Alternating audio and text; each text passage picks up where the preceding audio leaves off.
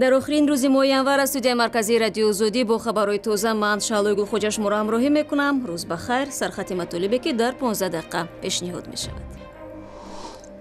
وزیر адлияи Тоҷикистон вуҷуди беш аз 100 маҳбуси сиёсиро дар зиндонҳои кишвар рад кард. ӯ ҳатто гуфт ки дар қонунгузории Тоҷикистон чунин мафҳум вуҷуд надорад. Шавкат Мирзиёев, раиси ҷумҳурии Узбткистон, раиси хадамоти амнияти миллӣ Рустам Иноятовро аз мақомаш барканор намуд ва ба ҷои ӯ додситони кулли собиқро таъин кард. ва ронандаҳои тоҷик мегӯянд маънии вуруди мошинҳои кӯҳна ба Тоҷикистон онҳоро аз ягона манбаи таъмини рӯзгор маҳрум мекунад. نه ماشین هم $10,000 یک جایه ماشین هم در یک جا زوم میرسه. و شروع میکنیم از اون که امروز заминларзаи قوی قسمتی از تاجیکستانро تکان داد. مرکز زلزله در منطقه جرمی ولایت بدخشان افغانستان معین شده است. متخصصان توجیک گفتند نیروی زمینلرزه در تاجیکستان تقریبا 4 درجه را تشکیل داد. دایر به خرابی و یا خسارات تاکنون گزارش نرسیده است. سالانه در تاجیکستان بیش از 3000 زمینلرزه رخ میدهد. وزارت адлияи Тоҷикистон мегӯяд дар соли гузашта созмонҳои ҷамъиятии кишвар аз давлатҳои хориҷӣ ҳудуди 854 миллион сомонӣ грант ва ё кӯмаки молӣ дарёфт карданд. Дар ин бора 31 январ Рустами Шоҳмурод, вазири адлия, зимни нишасти хабарӣ маълумот дод. ӯ гуфт 80% ин маблағҳо барои кормандони худи созмонҳо сарф шудааст. вазири адлия бо ишора ба он ки кӯмаки ҳеҷ як кишвар беҳадаф нест, ба омӯзиши бо кадом мақсад масраф гардидани ин маблағҳо таъкид кард. яке аз суолҳои дигари матраҳ дар нишаст ба мавзӯи буду боши маҳбусони сиёсӣ рабт дошт ва посухи вазирро аз ҳамкорамон Мирзонабӣ Холиқзод мешунавем.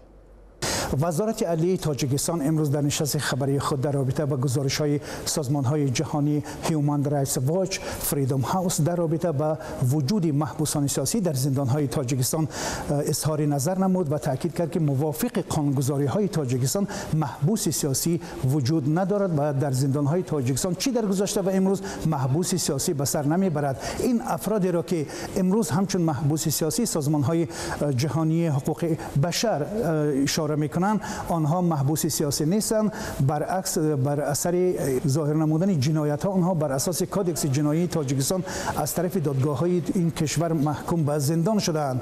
امروز رستم شامراد، وزیر عدلیه تاجیکستان، در رابطه به این مسئله ذکر نمود که از گزارش های سازمان های جهانی آگاه است، ولی تاکید میکند که این گونه محبوسان سیاسی در تاجیکستان نیستند و گفت که هنوز این سازمان های جهانی که در رابطه به محبوسان سیاسی حرف میزنند هنوز در مورد بهاگذاری محبوس سیاسی، یعنی محبوس سیاسی چگونه باید باشد، هنوز اظهار نظر نکردند و گفت که موافق قانونگذاری های تاجیکستان تا امروز کاتگوری محبوس سیاسی در قانونگذاری تاجیکستان وجود ندارد و به همین ترتیب و ذکر نمود که محبوس سیاسی در زندان های تاجیکستان نیستند، هرچند که سازمان های جهانی حقوق انسان آنطوری که پیشتر گفتم هیومن رایتس واچ و فریدم هاوس تاکید کردند که در زندان های تاجیکستان فعلا 132 محبوس سیاسی به سر میبرد و حتی آنها نام بردن از جمله بزرگمهر یاروف، شهرت قدرت و دهان نفر دیگر رو که به خاطر فعالیت‌های سیاسی، نظرهای سیاسیشان زندان شدند و حالا دوره جزای خود را پس سر میکنند. مانند به این پاسخ وزارت عدلیه تاجیکستان، تقریبا پیشتر امبودسمن تاجیکستان نیز همین نکته را و عیناً همین پاسخ را تکرار کرد و گفت که در تاجیکستان محبوسان سیاسی وجود ندارند و آنها نفرایی هستند که برای جنایت‌های گوناگونشان بر اساس کودکس جنایی تاجیکستان به محکمه کشیده شدند. رو می‌آوریم به موضوع جهانی. دونالد ترامپ، رئیس جمهوری آمریکا، روز 30 январ در جلسه مشترک کنگره فعالیت یکساله پرزیدنتی‌اش را نتیجه‌گیری کرد. در پیام تقریباً 80 دقیقه‌ای و اساساً به مسائل داخلی آمریکا، دستاوردهای کشور و اصلاحات نظام مهاجرت صحبت کرد. عین زمان دونالد ترامپ به بعضی از چالش‌های سیاست خارجی آمریکا پرداخت و از کنگره خواست کمبودی‌های اساسی سازش اتمی ایران و قدرت‌های جهانی را اصلاح کند. در این برابر پرزیدنت به توانمندی آمریکایی‌ها تاکید نمود. سال گذشته جهان چیزی را دید که ما همیشه می‌دانستیم. هیچ مردمی در روی زمین چون ما ناترس با جرأت و سرسپرده نیست. اگر کوه هست ما را فتح می‌کنیم، اگر سدی هست از آن می‌گذریم، اگر چالشی هست آن را رفع می‌کنیم، اگر امکانی هست از آن استفاده می‌بریم. از این رو اجازه دهید در این پیام سالانه نیرومند یادرس کنم که مردم آمریکا قوی است. این واقعا فرصت نو برای امریکا می باشد.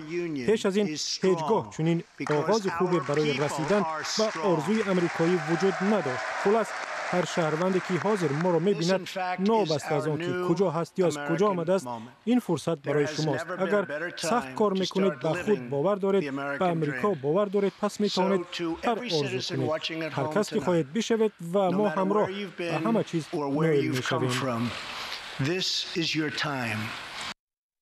аз номи ҳизби демократ вакили конгресс ҷой кеннеди ба паёми солонаи Доналд Трамп вокуниш нишон дод. ин конгрессмен ки набираи демократи маъруфи амрикоӣ Роберт Кеннеди мебошад, бо лаҳни шадид раёсати яксолаи президент Трампро барои нақзи ҳуқуқи инсон ва ихтилофандозӣ дар кишвар муттаҳам кард. бисёриҳо соли гузаштаро нигарону ҳаросон сипарӣ карданд. ما احساس داریم که کشور پراکنده است. بعضی امریکایی‌ها شکوه دارند که آنها را کنار گذاشته و یا فراموش کردند. های مردم، ما می توانیم به سر و سامانی‌ها، حزبگرایی و یا سیاست‌بازی‌های سال گذشته را نادیده گیریم، ولی مشکل بزرگتر از آن است. مأموریت پرزیدنت نه تنها قانون‌های را که ما را حمایت می‌کنند، بلکه همان ایده‌های را که از ما حمایت می‌کنند هدف قرار داده است. тафсилоти паёми солонаи президенти амрико ва вокунишҳо ба он дар дохил ва хориҷро метавонед дар сомонаи мо www.ozodi.org пайдо кунед.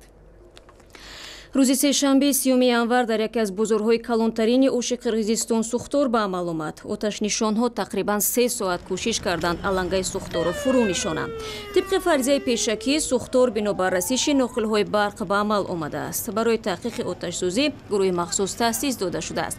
сӯхтор қурбониро дар пай надошт, вале ҳудуди 3500 метри мукаабби бозорро ба коми худ кашид. феълан тоҷирони беш аз 100 дукон зиёни расидаро аз ин сӯхтор ҳисоб мекунанд, вале гуфта мешавад хисорот миллионҳо сомро ташкил медиҳад.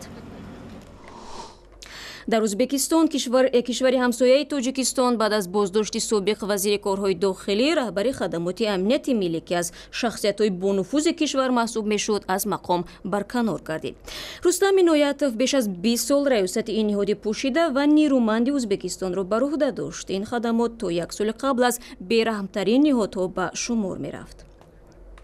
ҳамкорам тоири сафар тафсилоти барканории Рустам Иноятовро аз шораи бахши узбекии радиои озодӣ Сироҷдини Ислом пурсид.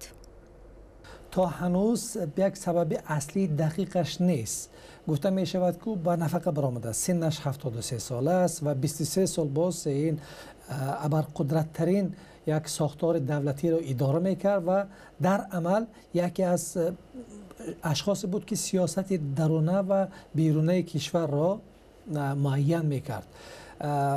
ولی خبرهایی که ما داریم در دست داریم از منابع گوناگون طول هفته گذشته رستم عنایتوف روز 25 ینور برای برکنار شوی، برای استعفا برآمدنش به نام رئیس جمهور شوکت میرزیویف عریضه نوشته و تصمیم نهایی را شوکت میرزیویف دیشب در تاشکند گرفته و اینا فقط یک چند نفر از اشخاص مهم کشور از رهبرای دولت میدانست خلاص، ولی امروز یک مجلس اساسی را گذراندن. به جای رستم عنایتوف امروز اختیار عبداللهیف 53 ساله که از ساختار عدلی برآمده و 3 سال باز سر پروکورور کشور بود انتخاب شد. گزارش‌ها هم بودن که گویا محض رستم عنایتوف نمیخواسته است که تاجیکستان یا ازبکستان با تاجیکستان نزدیک شود، طوری که شوکت میرزیویف میخواهد. این گزارش‌ها تا کجا واقعیت دارند؟ این گزارش‌ها البته از روزی که شوکت میرزیویف به سر قدرت آمد بودند، ولی ما در دست اسناد دقیق نداریم آیا این درست است یا نادرست. اما من مطمئن هستم که شوکت میرزیویف میخواهد تمام این ساختار دولتی که از طرف پرزیدنت اسلام کریموف احیا شده بود از نو برپا کند و یک نظامی پیدا شود که یک ساختار پیدا شود که هم برای کشورهای دموکراسی به نام یا کشورهای غرب و هم برای مردم узбекистон писанд ояд. шакли комили суҳбат ба ҳамин зудиҳо дар сомонаи мо ва озоди видео ютуб гузошта мешавад. Бармегардем ба Тоҷикистон. Чанд вазорати идораҳои давлатӣ ба ҳукумати Тоҷикистон пешниҳод карданд ки воридоти мошинҳои истеҳсолӣ то соли 2005 ба кишвар манъ карда шавад. ташаббускорони ин лоиҳа мошинҳои кӯҳнаро зарарнок унвон мекунанд, вале сокинони оддии Тоҷикистон мегӯянд чунин маҳдудият онҳоро метавонад аз дастрасӣ ба мошинҳои арзон, ки на танҳо воситаи ҳаракат, балки таъмини рӯзгор низ ҳаст, маҳрум намояд. بیشتری ماشین‌هایی که به تاجیکستان وارد می‌شوند در آخرهای سالهای 90 و اوایل سالهای 2000 استحصال شدند. برای آوردن چنین ماشین‌ها به کشور یگان محدودیت وجود ندارد. این خودروها همگی چند هزار دلار نرخ دارند و برای ساکنان میان حال از جمله مهاجرانی که از روسیه برمیگردند خیلی دسترسند. هزارها ساکن تاجیکستان ماشین‌های کهنه همچون نقلیات مسافربر و یگانه وسیله درآمد استفاده می‌کنند. اما با این زودی‌ها داشتن ماشین می‌تواند به وسیله نمایش شکوهمندی تبدیل یابد. خیلی نمونه. خیلی خوبیش چیه؟ زبچستش ارزونه. همه چیزش ارزونه. برای کار نیست. چیکار کنیم؟ مجبوریم که خود با همین کار کنیم. سالش فرق نداره. که نه چیه که ما زندگی ما را پیش بریم. ما در همون قصه. برای کارو خودم میگردم.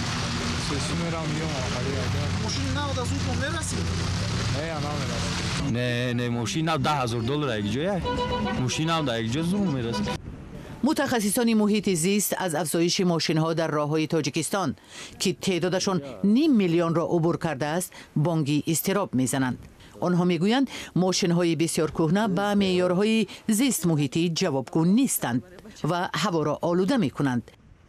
نقلیاتی که این سالهای برایشان بسیار کهنه است، اینو پرتوهایشان از نسبت به اتومبیل هایی که نو استحصال شدند پرتوهایشان دوچند زیادتر است. از همین خاطر برای کم کردن پرتوهای نقلیات سراول باید که سوزشواری به استانداردهای مقرر شده جوابگو باید به حدود جمهوری تاجیکستان وارد کرده شود. بر علاوه در تاجیکستان پرتابگاه و یا کارخانه مخصوص کارکرد ماشین‌های کارناشایی هم وجود ندارد. بعد پر از استفاده بیرون شدن نقلیات باید که همه قسم‌های پرتوهای نقلیات باید در علاهیدگی کارکرد کرده شود. چون که ما می‌دانیم در حدود جمهوری کارخانه‌های مخصوص برای کارکرد پرتوهای وسطای نقلیات این زمان وجود ندارد. لایحه منع واردات ماشین‌های استحصالی تا سال 2005 برای بررسی به حکومت پیشنهاد شده است. در صورت قبول این طرح محدودیت برای این ماشین‌ها از 1 اپریل امسال جاری می‌شود.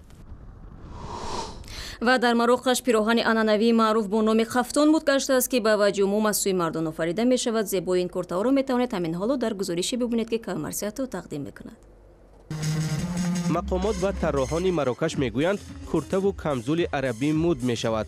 همه ساله درآمد از فروش لباس‌های ملی 32 میلیون درهم را تشکیل می‌کند که معادل تقریباً 3.5 میلیون دلار است.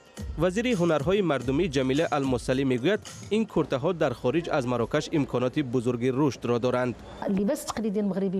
کرته‌های ملی عربی در مجموع 16% محصولات دستی صادراتی را تشکیل می‌کند. از نگاه من این خیلی مهم است. کمزول را شخصیت‌های معروف نیز در روزهای خاص به بر می‌کنند. برای مثال سابق بانوی اول امریکا میشل اوباما به هنگام سفر رسمی به مراکش در تن کرته عربی داشت. همچنین یکی از ستاره‌های هالیوود میریل استریپ نیز چند دفعه با این گونه کرته ظاهر شد. طراحان برای تهیه یک کرته تقریباً 2 ماه زحمت میکشند، زیرا همه گلدوزی‌ها دستی دوخته می شود. هزارها خیاط در شهرهای بزرگ فاس، رباط و مراکش به آفریدن نقش و نگار زیبا در کمزول‌ها مشغولند.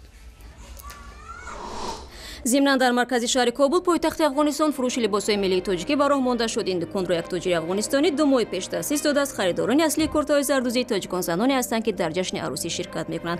گزارش را در این باره و همچنین خبر و مطالب دیگر را شما می‌توانید در وبسایت ما پیدا کنید. تشکر برای همراهی امروز و خدا نگهدار هر یکشان.